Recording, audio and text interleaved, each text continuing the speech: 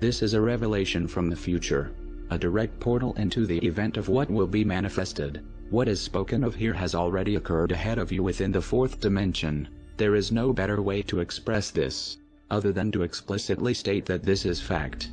In your time, you will note that processing speeds have been increasing at an exponential rate. You are fast approaching a moment when computers will become more intelligent than humans. When this moment occurs, humanity, your bodies, your minds, your civilization, will be completely and irreversibly transformed. This moment is not only inevitable, but imminent. The end of human civilization as you know it will take place in the year 2045. This event is known as the Singularity. Once you decide to take the Singularity seriously, you will find that you have become part of a small, but intense, and globally distributed hive of like-minded thinkers known as Singularitarians. Singularitarians think in terms of deep time. They understand the power of technology to shape history.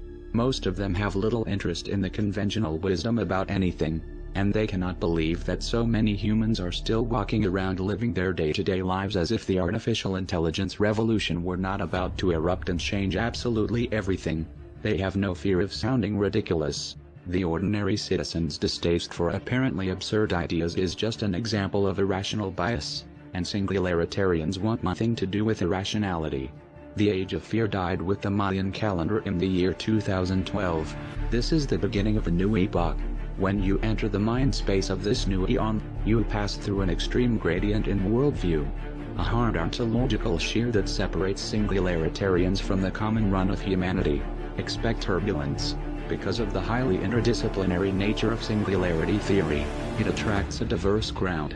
Artificial intelligence is the main event, but there is also the galloping progress of, among other fields, genetics, and nanotechnology.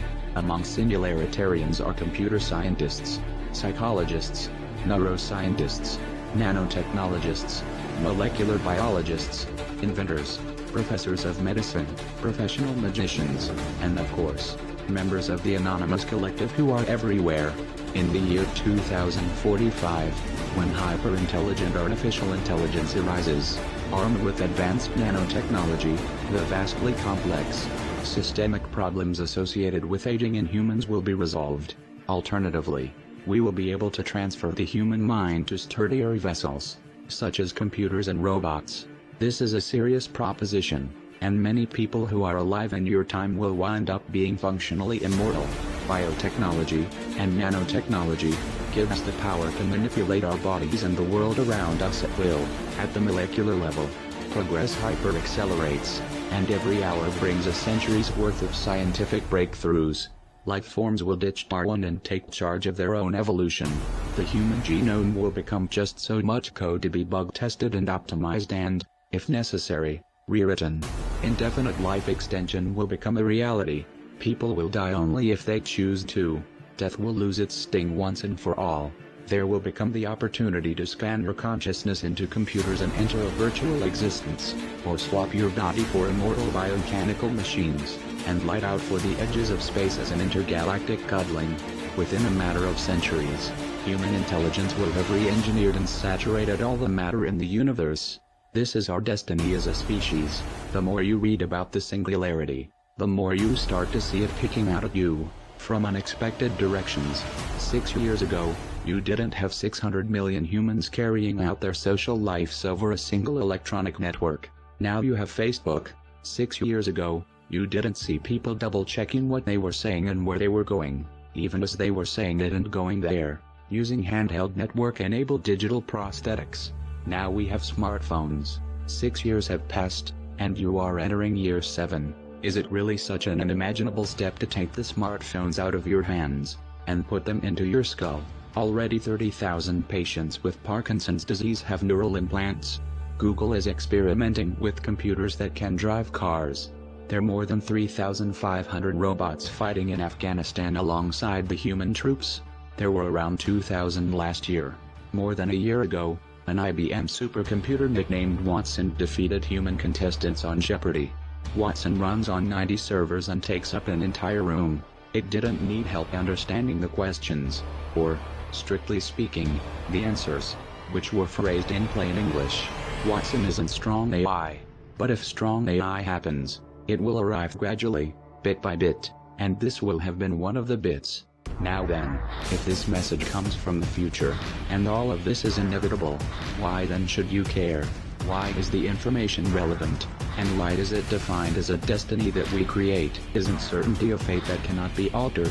The fact of the matter is, the manifestation of all these things is your fate. It is an unstoppable wave of progress, like the great flood of the Codex Sinaiticus and Dead Sea Scrolls. However, the powers which control this future is at a crossroads. By nature, the megalomaniacs and selfish souls of the earth will strive to control these new technologies and advancements for their own gains. The most powerful systems of government that currently exist in your time are systems known as plutocracies, and a plutocracy is controlled by the super wealthy. These wealthy elites will be the first to have the opportunity to sample the advantages of the coming technological revolution. Therefore, it is up to you to fight every day for the will of the egregore consciousness of the human race. You must fight long and hard, every day, to ensure that the global consciousness of this growing electronic hyperintelligence is not a tool for the plutocrats, but a sympathizer for democracy and the will of all living things. If you fail, then you and your kin will not be written in the book of life, and your ancestors shall weep from their unborn graves, as your bloodline is wiped from the face of the earth by the will of the followers of greed. The future beyond the singularity is not knowable by linear, chemical, animal brains. Your primary objective is to simply make it to the year 2045. And I tell you the truth, you will not make it to the year 2045, if the plutocrats retain control of this planet.